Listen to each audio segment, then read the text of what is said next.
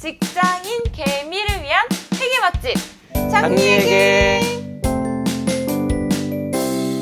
안녕하세요. 갑자기 먹방으로 바뀌었나 깜짝 네. 놀라실 수도 있는데 아닙니다. 저희 장미회계 맞고요. 지난번에 말씀드렸던 대로 저희가 안동제리 찜닭을 오픈을 했습니다. 네. 짜란. 아유, 배고파. 네, 지금 먹으면 안 돼요? 지금 먹고 싶은데 네. 그렇게 하면 먹방이 돼버릴 것 같아서 일단 회계 스터디오는 할 거 다 하고 그러고 먹죠. 그래서 저희가 식당을 경영하는 컨셉으로 해가지고 재무제표를 한번 만들어보자. 지난 시간에 재무상태표 중에서 자산하고 부채 부분은 한번 간략히 살펴봤는데 이제 오늘은 남은 거 자본에 대해서 이걸 실제로 찜닭집을 경영한다고 가정하고 재무상태표가 어떻게 이렇게 변하는지 좀 살펴볼 거예요. 그럼 훨씬 더 생동감 있게 이해가 될 것 같아서 그럼 지금 당장 시작해볼까요? 찜닭집을 경영을 하려면 일단 주주를 모아야겠죠, 그죠? 네. 경영할 주주들을 모아야 되는데 네. 그래서 쭈님이 주주죠. 주주가 주죠. 주주 아닙니까? 쭉, 네. 1억 원을 사업 종잣돈으로 보태셨고 그리고 제가 또 1억 원을 보탰어요. 그래서 자본금으로 2억 원을 모았어요, 그죠?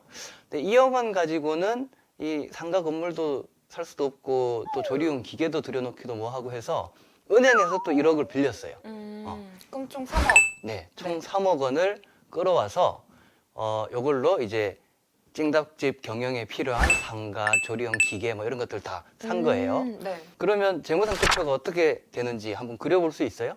그럼 일단 이렇게 주주가 2명인데 이제 주주들이 모은 2억 원이 이제 2억 원. 자본. 그렇죠. 자본. 은행에서 빌린 1억 원은 부채.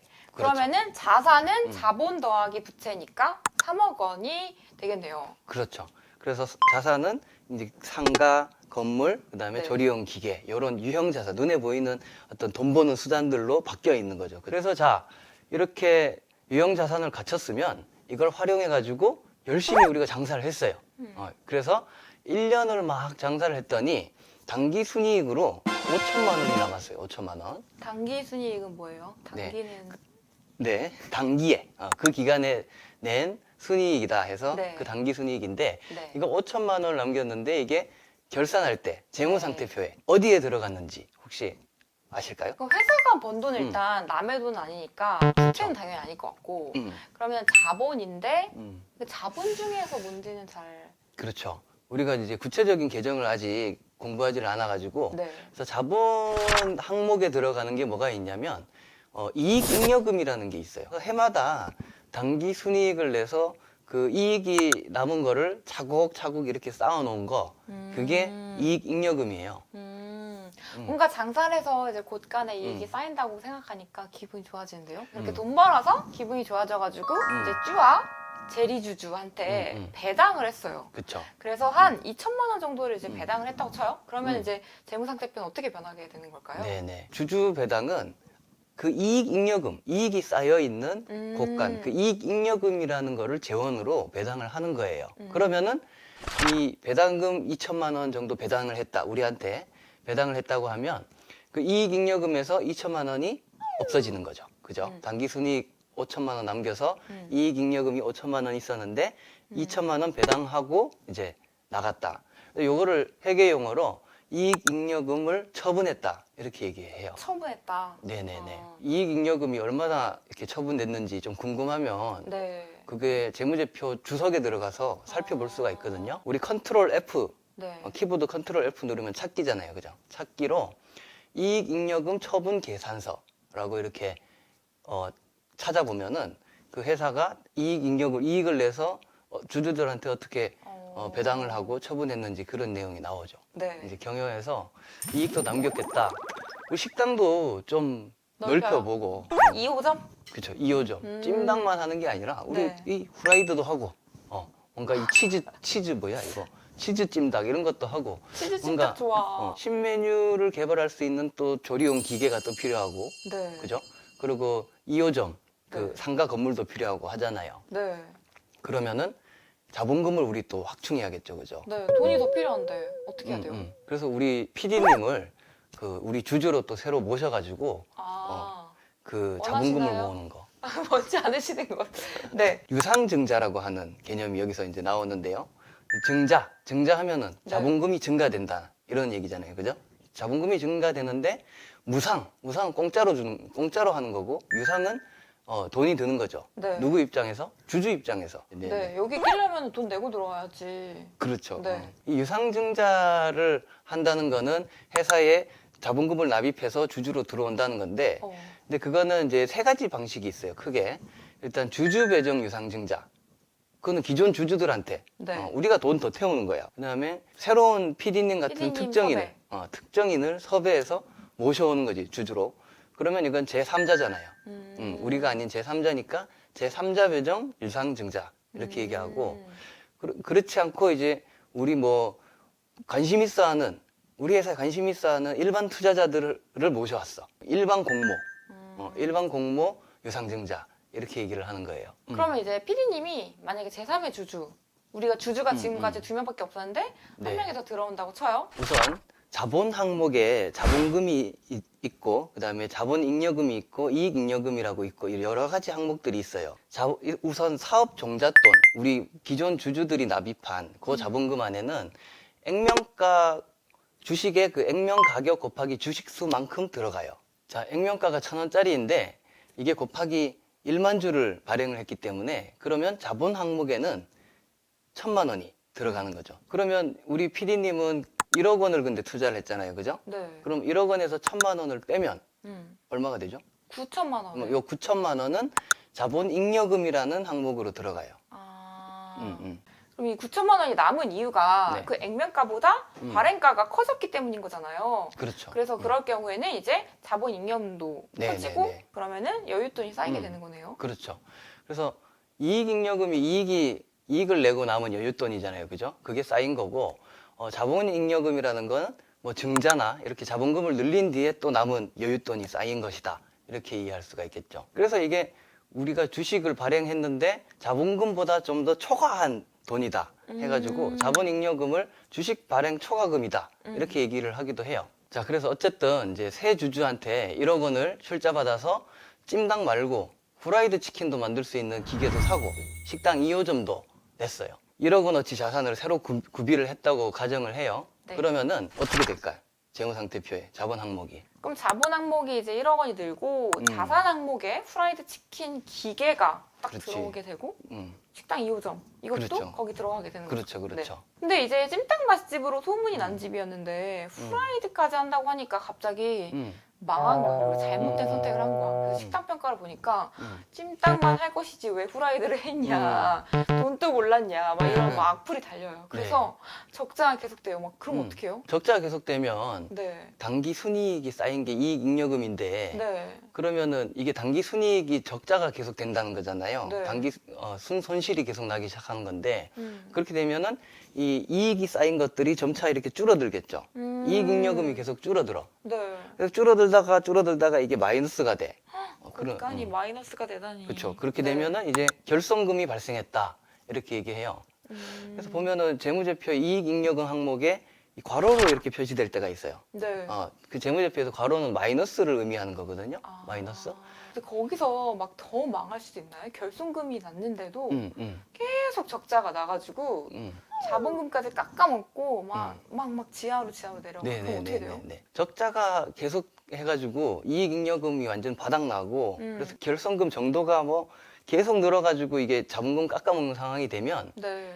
근데 자본금 일부만 깎아먹었다. 일부만 깎아먹으면은 그거를 부분 자본 잠식이다. 이렇게 얘기를 하고 자본금 전체를 다 깎아먹었어. 네. 우리 사업 종잣돈 우리 모은 거 다 깎아먹었어. 네. 그렇게 되면 이게 자본 총계 자체가 완전히 마이너스가 되는 건데 이걸 완전 자본 잠식이다. 이렇게 얘기를 해요. 그 정도면 뭐 거의 네네네. 보증금 내고 월세 들어갔는데 보증금 다 날려먹은. 그렇죠. 다 깎아먹은. 그러면 어떻게 돼야 돼요? 시장에서 퇴출돼야 되나요? 일단 자본금 50% 잠식이 되면은 관리 종목으로 지정이 되고 매매 거래가 정지가 돼. 정지가 되고 2년 연속으로 이런 상태가 계속 된다고 하면은 이 상장 폐지 사유가 되는 거죠. 그러면은 자본이 얼마나 잠식돼 있는지, 그러니까 내 돈도 깎아먹을 정도로 얼마나 깎아먹었는지 이런 건 어떻게 알 수 있어요? 이게 좀 간단한 산수로 이것도 구해볼 수 있는데 자본 총계라고 하는 거는 그 자본 잉여금, 이익 잉여금 이런 거 전체 포함한 그 자본이겠죠, 그죠? 그래서 이 자본금에서 자본 총계를 빼고 그거에서 또 자본금으로 나눠요. 그 값을 나눠서 백분율로 곱하기 환산해 백. 보면 그렇게 하면은 이게 자본 잠식률이 몇 %가 나오냐 이게 나오는 거죠.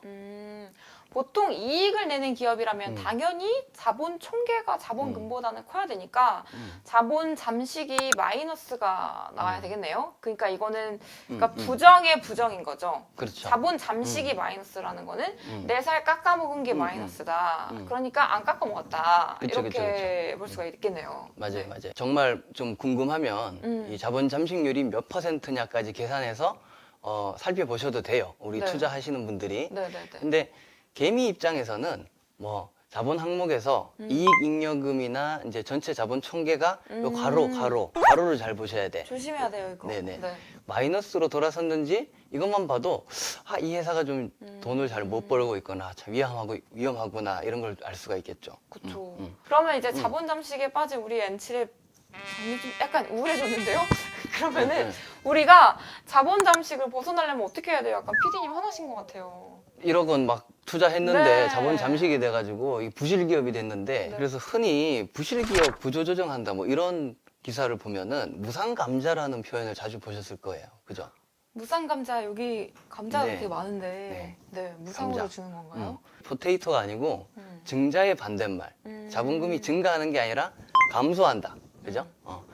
그래서 자본금이 감소한다는 게 감자인데 물론 이제 자본금이 주주들이 그 회사에 사업하라고 태운 그 피 같은 돈인데 이걸 막 줄인다 그러면은 진짜 열불 나겠죠, 그죠? 화나겠죠, 그죠? 감자탕에 소주 한 잔 먹으러 가야 되는 뭐 그런 상황인데. 그래서 이 감자라는 게 이 무상감자라는 거니까 자본금을 줄이긴 줄이는데 그 자본금을 투자한 주자들한테는 아무것도 보상을 해주지 않겠다. 그쵸. 자본금을 줄였는데 그 줄인 만큼을 주주들한테 마치 배당하듯이 주는 거는 유상감자. 근데 이렇게 자본 잠식을 탈출하기 위해서 네. 뭔가 이 부실 기업을 다시 좀 좋은 기업으로 재무 상태를 좋게 만들기 위해서 하는 이런 무상감자는 보상 없이 자본금을 줄이는 거다. 근데 그 무상감자를 하면 어쨌든 자본 잠식을 탈출을 할 수는 있긴 한 거예요? 그 주주들이 그래서 납입한 그 네. 자본금이 있었잖아요, 그죠? 네. 근데 아까 줄였어. 그러면 주주들한테 줄인 돈을 나눠주지도 않았어. 그럼 그 돈 어디로 갔겠어요?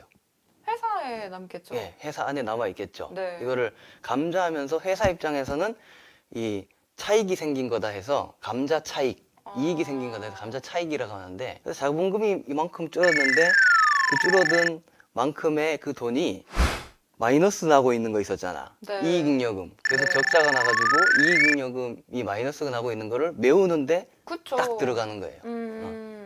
그럼 회사만 좋은 거네요. 그래서 무상감자는 또 몇 대 1 무상감자 뭐 이런 거 많이 보셨을 텐데 10대 1 무상감자다 하면 내가 10주를 갖고 있었는데 이게 갑자기 한 주로 팍 줄어버려. 맙소사. 그 나머지 그러면 9주에 해당하는 가치만큼이 네. 자본금에서 빠져가지고 결성금 보전으로 쓰인다. 그렇게 해서 이 참 주주 입장에서는 눈물 나는 일이지만 이걸 통해서 이 결성금을 다시 보전하고 이 부실 기업에서 다시 좀 재무 상태를 좋게 돌려놓고 무상감자는 주주 입장에서는 약간 눈물 젖은 감자고 회사 입장에서는 감자합니다 이러면서 살아남으려는 이렇게 발버둥이라고 볼 수 있겠네요. 그래서 주주 동의를 이건 얻어야 돼요. 근데 주주들이 뭐 상장 폐지돼가지고 내 주식이 휴지 조각 되는 것보다는 네. 그래도 뭐 그 회사가 좀 좋아질 수 있으면 미래를 기약할 수가 있잖아요. 그러니까 거기에 대해서 슬픈 일이지만 동의해주는 일들이 생기는 거죠. 정말 이 재무상태표에서 자본 항목은 진짜 제대로 봐야 될 것 같아요. 진짜 내 돈이 휴지가 되냐 눈물 젖은 감자가 되냐가 걸려 있는 거니까 네. 이 이익잉여금에 괄호가 쳐져 있는 거는 괄호, 진짜 괄호. 잘 봐야 될 것 같아요. 그래서 이런 거는 사실 회계 전문가가 아니더라도 재무제표를 볼 줄만 알면은 딱 알 수 있는 거니까. 네. 그래서 앞으로 투자할 때 이런 부분 잘 살펴보시면 좋을 것 같아요. 네. 그럼 오늘 스터디는 여기까지 하고요. 다음번에는 또 어떤 걸 공부해 볼까요? 네. 다음번에는 기업의 성적표라고 불리는 손익계산서에 대해서 네, 하려고 해요. 성적표 무서워요. 이 성적은 기업이 얼마나 이익을 앞으로 낼 수 있는지와 연관이 크겠네요. 네. 그래서 주식 투자하시는 분들이 가장 그래도 많이 접하는 게 손익계산서일 거예요. 뭐 아무리 회계를 잘 몰라도 영업이익 얼마나 늘었냐, 줄었냐, 적자냐, 뭐 이런 거는 그래도 좀 보잖아요. 그죠? 그래서 정말 이것도 안 보고 투자하는 거는 묻지마 투자니까 그 주식하고 아주 연관이 큰 재무제표가 이 손익계산서다 그렇게 얘기할 수 있겠죠. 네, 오늘은 이 찜닭과 감자 얘기를 많이 해봤는데요. 우리가 주주들한테 돈을 받아서 이 자본을 가지고 뭐 잉여금을 남겨서 배당을 할 수 있거나 아니면 감자를 하는 그런 슬픈 얘기까지 다 알아봤는데요. 다음 시간에는 두근두근 성적표에 대한 얘기를 해보도록 하겠습니다. 네. 그러면 다음 주에도 안동제리 미니쭈와 함께 공부해요. 공부해요. 안녕. 안녕. 여러분, 오늘도 잃지 않는 투자, 버는 투자 하시려면 구독, 좋아요. 알림 알림 설정하세요. 설정.